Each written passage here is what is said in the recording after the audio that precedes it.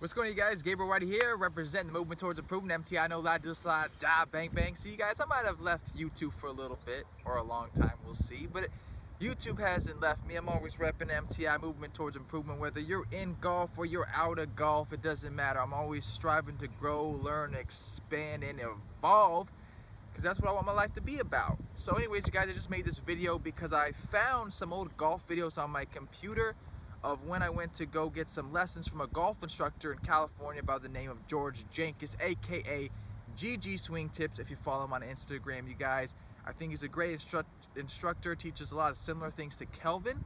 So if you guys want, I'm gonna upload those videos for you guys because I think you know, they can help you. And I suggest if you travel and pay an instructor lots of money like I did, so, you know, make sure you record your lessons or videotape them like me. I just had my GoPro, very simple.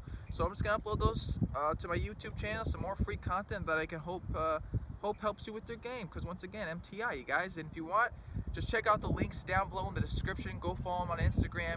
He just created a YouTube channel. He's got a membership site too. I just want you guys to continue to grow and have more fun playing the game of golf. So enjoy this, some more free content. Keep up the good work, you guys. Doing is I'd be getting that left knee to go out and around big time. I'd get that very external before it's straightened out. So if we did here, this is a drill that I use for a lot of my players. Put your hand on the inside of your left thigh. Turn all the way back. Get the left knee all the way around until the kneecap points at the target. Still not at the target. Good. And then start to slam. Now, see how you slam without any pelvis kick? Watch me. Boom. And you could do this. This would be Trevino. But then you're going low left, and that's fine too. And you're gonna hit down on it more, so they're offsetters. You see the difference between that? Okay, yeah. So it's gonna be a little bit more all the way around before it straightens. Yes, exactly. All the way around, and then your tush line's not gonna go like this. A lot of people start doing this because what happens when we go into early extension of that left leg is your swing radius is getting wider or shorter. You're getting longer, which is going to throw your right arm. You're standing up, your arms have to go wider. Now you're going to get some roll or flip, whatever you want to call it. I don't care. So, yeah, more rotation and less standy. Exactly. So a lot of players would actually go and transition even more down to catch this drop as they came up, because it's not only power because you're using ground pressure, but it's also getting your arm to be shorter. Yeah. Okay. So if you just stayed level and did this and then tried to stand up, you'd still have to extend your arms. It's kind of like a chicken or egg scenario. Yeah. You know, are you flipping it because you're standing up, or is are you flipping open and you have to do it, or which one's happening first? Who cares? The point is how are we going to get you there the fastest? You know what I'm saying? Yeah. So when I look at a player, I'd say first off, let's get the left leg. You're either going to go straight up Sam Snead, and this is going to go into flexion. And those left three toes go out to the left three toes because that knee's gone around, and then it slams to the left heel, and then you feel the gap between the legs. Okay. Now I could do it like right here. I could go more like Trevino, or I could go more like Sam Snead and like Rory, or I could go more like a Hogan, a push as that goes around, and then kick the pelvis up. So those are all different matchups that I've used, and it depends on the player. A lot of people, I ask a lot of guys, what do you want to do? Do you want to push and turn, or do you want to squat and then there? And every answer I get is different. Every player's a little different. Okay. Make sense? Thanks, George. Appreciate it. And could you show me setup one more time, just so I can? As far as for where you're at right now? Yeah, like just as far as armpits over the balls of the feet, I'd love to. Okay. So the first thing from the face view is what I like draw a line down at 90 here, the best I can. Okay, it's 89. From the middle of the stance? Middle of the stance. Doesn't have to be. If you have a wedge, you can have it forward, but this would just be my stock model. And with a driver, the max tilt on most tour players is about 7 degrees of tilt. That'd be driver. So you're already a driver. Now, the reason for that is what?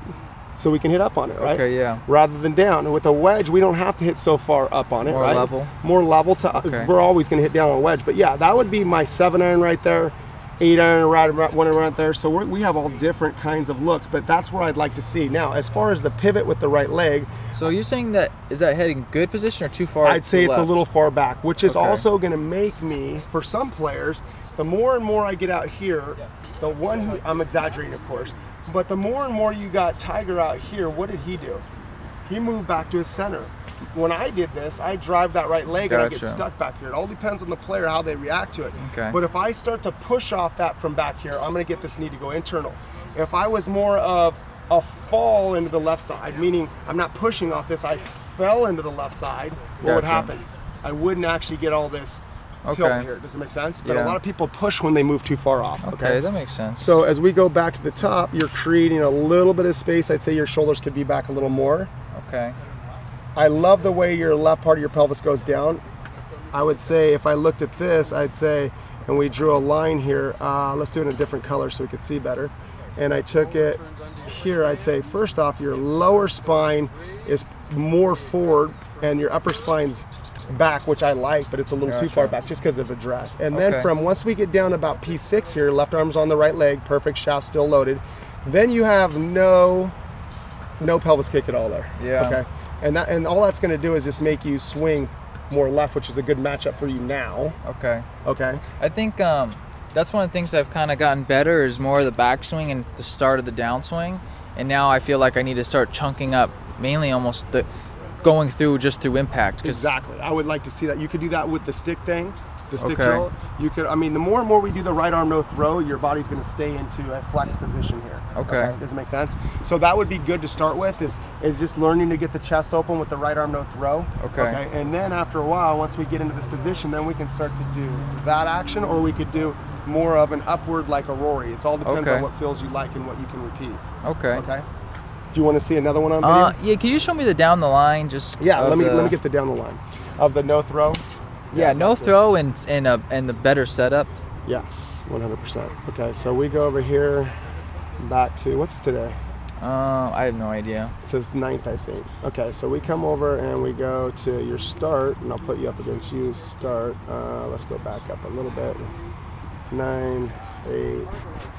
Well, rain stayed away pretty good. That's good. Okay, so we look over here, and this is where you started, and then I'm going to give you somewhere we came in and got down a little bit lower. Let's see where we're at, right? And like here. So you're going to see the difference, and we'll see if we have like a no throw. So armpits over the balls of the feet. Better. Yep. Armpits over the balls of the feet, and the shoulders a little bit more rounded. So we could see right here the balls of the feet, kneecaps, armpits pretty close. I'd say your armpits are still a hair back. Now what that's going to do is if you get your armpits too far back, your body weight's going to want to go where?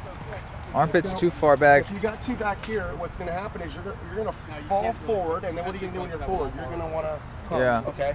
If you get them too far forward, so you're either going to stay here and not be able to rotate, or you're going to go like this through the ball to keep balance. You're going to hump under too. So you got that's why when I get a lot of guys too straight back here, they're always doing this action. So they really have to work on doing what? Staying back here. And they can't rotate as well. This thing fall down. Yeah. He's trying to capture me. Let's see if we can get this. There we go. Okay. That's pretty interesting. I think it's like a little gem because I swear you used to always look at those older guys like Arnie and Jack, and they would just set up like this, and then today it's like it's so dysfunctional looking. But I'm like, their impact positions were perfect. I'm like, how are these guys like? Exactly. Boom, and I'm like, geez. Well, I think that's the main secret here, and that's what I don't tell a lot of players because it's funny to me to watch them. It's pretty mean, but it's funny to watch them always working on this, and I'll get a guy in the first thing, get him to change his setup, immediately his pelvis works. If not, I'm having him do these two drills all the time, which I say, go ahead and go over there and you can see this if you want to video this. So I say, set up against here, get rounded, and don't hit the wall. Boom. And every single player I have goes like this into the wall. Gotcha. So I have them go here, and immediately their butt wants to go back. Or the old drill that everybody's used, put a fist behind here, and then just move back. And that's everybody does that drill. Okay. But that one works. But if you actually set up correctly, you don't have to work so hard. You don't have to work so hard. You know what I mean? And so when I get a guy that's real straight at 180 here, because it looks better, trust me, it looks better. What happens is they're so tall that they can't get to the ball, so they get out on their toes here, and then all of a sudden their balance points are up. As soon as you start to come out of your spine angle, your club's going to get longer, you're not going to rotate, you have no chance, period. And then your release is fucked, and you have no chance, period. Okay, cool. All right, I think that's pretty good. Good. George, I think I got a lot from this. GG Swing Tips here. Thanks for watching my YouTube clip. Make sure you hit me up on Instagram and Facebook. Check out my membership site and subscribe. Thanks, you guys. You're the best.